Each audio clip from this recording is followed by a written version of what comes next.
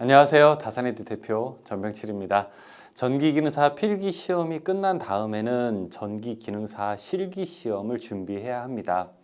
그런데 예를 들어 학교 학생들인 경우에는 학교에서 실기시험을 잘 준비할 수 있지만 그렇지 않은 분들은 사실 실기시험을 준비하는 것도 이제 또 하나의 넘어야 할 관문인데요. 그 관문을 들어가기에 앞서서 우리가 어느 실기 학원을 등록해야 될지 사실은 그런 고민들도 우리의 에너지를 많이 뺏기게 됩니다. 각종 현혹되는 광고들로부터 어떻게 하면은 좋은 실기 학원을 우리가 선택하게 될지 여러분들께 몇 가지 팁을 알려드리도록 하겠습니다. 저는 참고로 이 학원 운영을 꽤 오랫동안 했기 때문에 제가 지금까지 경험해 본 바에 의하면 이런 학원이 참 좋은 학원입니다 라고 여러분께 자신 있게 말씀드릴 수 있을 것 같습니다. 그리고 저한테 어느 학원이 좋은 학원이냐고 물어보지 마세요. 왜냐하면 제가 딱 물어보시게 되면 당연히 저는 다산전기학원을 추천하기 때문에 그렇습니다. 학원을 여러분들이 고르실 때 어떤 기준으로 우리가 좀 봐야 하는지 전기기능사 실기를 중심으로 지금부터 말씀드리겠습니다. 첫 번째, 이 가장 학원에서 사실은 중요한 것은 무엇인가 하면 바로 당연히 강사입니다. 우리가 교육의 수준은 그 강사 혹은 교사의 질을 절대 넘을 수 없다라고 이야기를 하게 됩니다. 시설이 조금 뭐 더 세련되냐 아니면 시설이 조금 더 빈약하냐 이런 거를 떠나서 우리가 그 교육이 정말 잘 이루어질 것이냐 잘 이루어지지 않을 것이냐라고 하는 기준은 무엇보다도 이 강사가 한 80% 이상을 좌지우지한다고 해도 과언이 아닙니다. 그러면은 어떤 강사가 좋은 강사일까요? 일단은 첫 번째는 우리가 어쩔 수 없이 경력을 좀 확인해야 됩니다. 경력이라고 하는 게 무엇일까요? 경력이라고 하는 것은 전문성을 가지고 얼마나 오랫동안 그쪽 세계에서 그 직무를 오랫동안 경험했느냐 이런 거를 이야기하는 겁니다. 물론 이제 그 경력이 길다고 해서 100% 좋은 강사, 경력이 짧다고 해서 100% 안 좋은 강사는 아니지만 통상적으로 경력이 길다는 얘기는 그 시장 안에서 그 강의 시장 안에서 나름대로의 성실성 혹은 강의력을 인정받았다는 것이기 때문에 우리가 경력은 반드시 살펴보아야 할 요소 중에 하나입니다.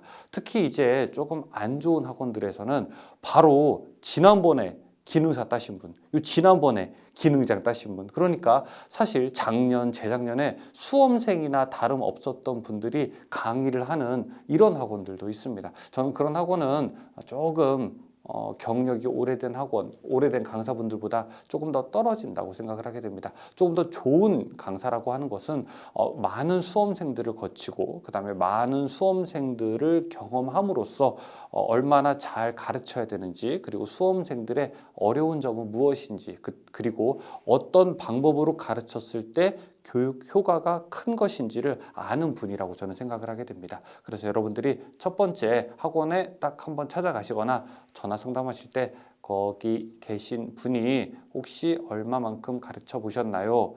혹시 이제 직급은 어떻게 되시나요? 이런 것들을 물어볼 필요가 있습니다. 왜냐하면은 경력과 함께 꼭 기억해야 될 것이 바로 이제 전업 여부입니다. 자, 이거는 조금 우리가 호불호가 있을 수도 있는데 저는 전업 여부를 굉장히 중요하게 생각을 합니다. 사실 우리가 아르바이트와 같이 학원에 와서 가르치는 분들도 계시거든요. 그런 분들 우리가 이제 뭐라고 부르냐면 보통 외래 강사라고 이제 부르게 되죠. 외래 강사가 아니라 저는 전업 강사를 이야기하는 겁니다. 외래 강사이신 분들은 낮에 직장 다니시고 저녁에 하고 나서 아르바이트로 여기 학생들 가르치시는 분들이에요. 그러니까 수험생들한테 가르치시는 분들이에요. 이런 분들은 보통 이제 학생들이 어려운 질문을 하거나 아니면은 평일 낮 시간이라든지 아니면 다른 시간대 혹시 학원을 방문하게 되더라도 만날 수가 없습니다. 그냥 그 정해진 수업 시간에만 질문할 수 있고 정해진 수업 시간에만 우리가 상담할 수 있기 때문에 저는 보다 더 좋은 교육을 위해서는 항상 학원에 상주하시는 그런 전업 강사분들이 더 역량이 뛰어나다고 생각을 합니다. 또 역량이 뛰어나시니까 전업으로도 이 일을 하고 계시는 것일 수 있죠. 그래서 항상 여러분께서 그분이 아르바이트로 이렇게 학원에 오시는지 아니면은 전업으로 완전하게 이 학원에 소속되어 있으시면서 강의를 하시는지를 살펴볼 필요도 있겠습니다. 왜냐하면 경력이 많고 전업이신 분들이 아무래도 경력이 짧고 전업이 아닌 파트타임 아르바이트로 하시는 분들보다 훨씬 더 뛰어난 강사라고 하는 것은 우리가 객관적으로도 이야기할 수 있겠죠. 자, 그것과 함께 강사의 수준을 항상 보셔야 됩니다. 이 수준이라고 하는 것을 볼 때는 우리가 여러 가지 지표를 볼 수 있는데요. 하나는 학력도 좀 볼 필요가 있고요. 또 하나는 이런 관련된 자격도 한번 볼 수 있고요. 또 그 다음에 위에서도 이제 경력 나오게 되었지만 경력 플러스 이제 조금 인성 이런 것도 보셔야 됩니다. 제가 정말 나쁜 학원 강사들도 몇 명 좀 봤습니다. 정말 인성이 잘못돼서 오히려 수험생들을 더 독려하고 그 다음에 잘 가르쳐서 합격하는 지름길을 알려줘야 되는 그런 분들이 다른 학원들을 막 비방하고 다른 분들을 오히려 막 모함하고 오히려 우리의 이 소중한 교육 시간에 다른 것들에 대해서 더 집중적으로 말하시는 분들도 많이 봤어요. 그런 분들은 별로 우리가 좋은 분들이 아니죠. 물론 이 인성이라고 하는 것은 꼭 우리가 전기, 기능사, 실기, 이 강의뿐만이 아니라 다른 전반적인 것에서도 많은 이 직무를 얼마나 잘 할 수 있느냐에 영향을 미치게 되는 것이죠. 그래서 기회가 되신다면 그 상담 있죠. 우리가 학원 같은 곳에 가게 되면 상담 충분하게 할 수 있는데 상담하시면서 담당 선생님과 이런저런 이야기 나누면서 우리가 대답을 하게 되면 그분들의 인성도 조금 이렇게 알아볼 수가 있을 것입니다. 또 이제 만약에 어린 자녀를 학원에 보내야 되신 분이라면은 학부모님께서 꼭 이렇게 대동하셔서 함께 가셔서 이야기를 나눠보시고 그 다음에 판단하시는 것도 좋을 것 같습니다. 어쨌든 강사가 제일 중요합니다. 좋은 강사가 있는 학원이 그리고 더 잘 되는 학원이고요. 그리고 좋은 강사로부터 배운 분들이 당연히 합격률도 올라가고 지적 수준도 더 올라가고 똑같은 공부를 하더라도 더 재미있게 할 수 있게 되는 겁니다. 자, 첫 번째가 강사라면 두 번째 저는 이제 보완제가 얼마나 잘 갖추어져 있느냐 이것을 좀 물어보고 싶습니다. 보완제라고 하는 것은 보통 이제 학원 교육은 강의로 이루어지지 않습니까? 그런데 강의뿐만이 아니라 그것을 보완할 수 있는 다른 요소들이 얼마나 잘 갖추어져 있느냐도 한번 살펴볼 필요가 있습니다. 보통 강의만으로 이루어지는 실기 수업에서는 조금 따라가기 벅찬 분들이 있을 수 있거든요. 혹은 나는 조금 더 빨리 배우고 싶다라고 하는 이런 욕구를 또 느끼시는 분들도 계십니다. 학업적으로 더 이렇게 많은 동기부여가 되신 분들이죠. 자, 그런 분들을 위해서 얼마나 많은 시스템적인 것들이 갖추어져 있냐라고 하는 것도 우리가 볼 필요가 있습니다. 학원에 가서 오늘 수업이 예를 들어 3시간 수업이었는데 3시간을 쫙 이렇게 들었는데 도대체 무슨 말인지 모르겠어요. 조금 이렇게 늦을 수 있어요. 그렇죠? 왜냐하면은 다 처음 하는 거니까 좀 모르겠다라고 했는데 그냥 끝났어요. 예를 들어 수업이. 자, 그 이후로 질문할 데도 없고 물어볼 곳도 없고 도움받을 곳이 없고 또 다음에 그냥 수업이 계속 이루어져요. 앞에서 이해 안 되면 그 다음 수업에서는요. 더 이해 안 되죠. 그렇죠. 실기 수업은 원래 그렇습니다. 이 기능사 필기에서는요, 조금 건너뛸 수 있어요, 사실은. 예를 들어, 전기 기기를 배웠는데 직류기가 잘 이해 안 됐다. 변압기 배울 때 별로 상관없습니다. 앞에 직류기 좀 몇 개 틀려도 그리고 자격증 시험 합격, 불합격 여부와 또 굉장히 크게 관련이 있는 것도 아니에요. 근데 실기는 안 그래요. 예를 들어, 핀번호 매기는 게 너무 어려운데 핀번호 매기는 거를 몰랐어요. 예를 들어, 이번 시간에 이해를 잘 못했어요. 그럼 다음 시간에 또 이어서 할 수 있느냐? 그거 몰라도 아니에요. 번호를 못 매기면은 다음 시간에 더 어려운 과제가 부여되게 되는데 점점 어려운 과제가 부여돼서 결국에는 시험 과제 수준까지 가게 되는데 그 앞에서 중간에 하나라도 이해를 하지 못하게 되면은 제대로 학습이 이루어질 수가 없겠죠. 푸시 버튼의 결선은 잘 모르는데 인터로케로 같은 걸 잘 모르는데 뒤에 원활하게 학습이 진행될 리가 없겠죠.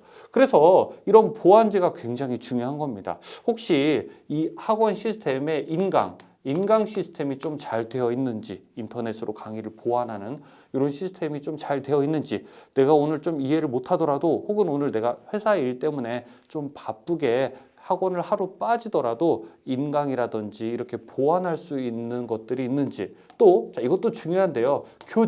교재가 학원에서 자체 개발한 교재인지. 왜냐하면 시중에 있는 교재 그냥 사다가 강의하는 곳은 이 실제 학원에서 하는 수업과 그 다음에 바깥에서 출판사에서 파는 이 교재랑은 이 맥락이 잘 안 맞습니다. 왜냐하면은 보통 우리가 이제 출판사에서 파는 이제 서점에서 사는 그런 교재들은 주로 독학용 교재이기 때문에 앞에 이론 그다음에 뒤에 실기를 많이 배정을 하게 되었는데, 이게 실제 학원 수업을 할 때는 조금 이제 다르게 됩니다. 학원에서는 보통 이론하고 실습하면서 이렇게 병행하면서 같이 수업이 좀 이루어져야 되거든요. 그래서 교재가 얼마나 잘 되어 있는지, 혼자서도 이 교재를 보고서 조금 도움을 받을 만한 수준인지 좀 이런 것도 봐야 되고요. 그 다음에 이제 이 보충 수업도 있죠. 이 보충 수업이라고 하는 것은 이 위에 있는 강사의 전업 여부와 또 관련이 있게 되는데요. 혹시 내가 오늘 수업 시간이 저녁 7시부터 한 9시까지인데, 아니면 오늘 수업 시간이 몇 시부터 몇 시까지인데 남아서 혹시 조금 더 연습을 할 수 있는지, 이런 환경이 잘 적용이 되고 있는지, 말로만 막 하는 것이 아니라 이런 것들이 나중에 정말 실제로 잘 운영이 되고 있는지, 이런 것도 우리가 물어볼 수 있습니다. 그렇다고 보충 수업을 무조건 학생들끼리 완전 자율학습만 하십시오라고 하는 것은 아닙니다. 완전 학생들끼리 완전히 자유스럽게 하십시오라고 하면 뭐합니까? 어쨌든 만약에 어떤 문제가 있었을 때 강사분에게 좀 물어볼 수 있는 그런 환경이 좀 구성이 돼야 되겠죠. 자, 그 다음에 이것뿐만이 아니라 실기 학원에서 무엇보다도 중요한 거는 재료의 수급입니다.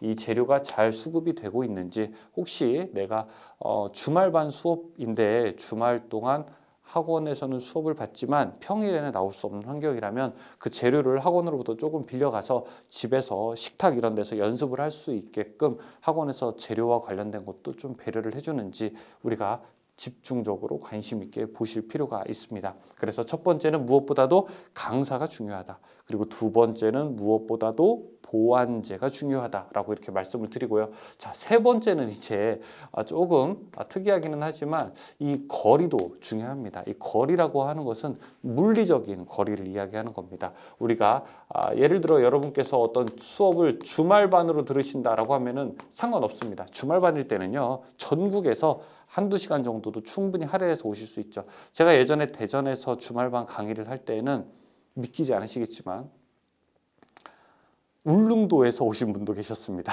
제가 성함도 기억해요. 보고 계시면 댓글 좀 남겨주세요. 정말 매주 울릉도에서 대전으로 수업을 들으러 오셨었어요. 배를 타고 포항인가 여기 오셔가지고 기차를 타고 왔다 갔다 하시면서 와, 제가 대단하다는 생각 들었습니다. 울릉도도 오시니까 당연히 그 밑에 거제도, 뭐 그리고 파주, 서울, 강릉 뭐 이런 곳들은 나머지 분들은 일도 아니셨죠. 주말반이면 상관이 없는데, 예를 들어 근데 평일반인 경우에는요, 꼭 기억해야 될 것이, 평일반은 계속 매일 가야 되는 곳이잖아요. 그렇죠?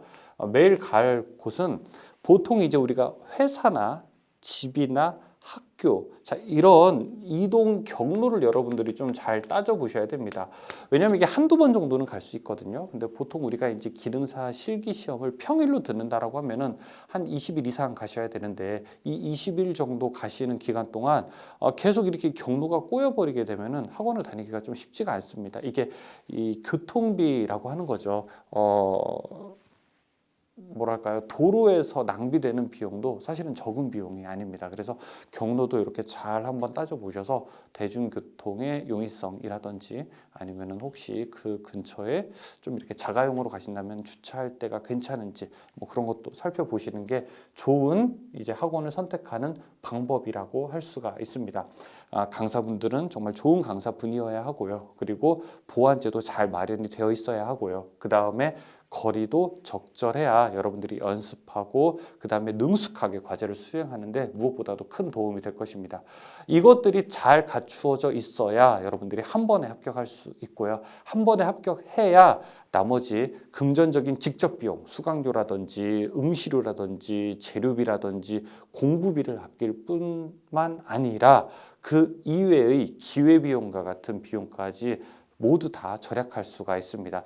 아, 그냥 대략하지 뭐 이렇게 했다가 한 번 떨어지고 그 다음 시험에까지 가려면요, 기간도 많이 들고요, 그 다음에 또 비용도 이중 지출해야 되는 것이 있기 때문에 여러분들이 무엇보다도 학원들을 잘 선택하셔서 강의를 꼭 제대로 들으시고 그리고 좋은 시험 결과를 누리시기를 바라겠습니다.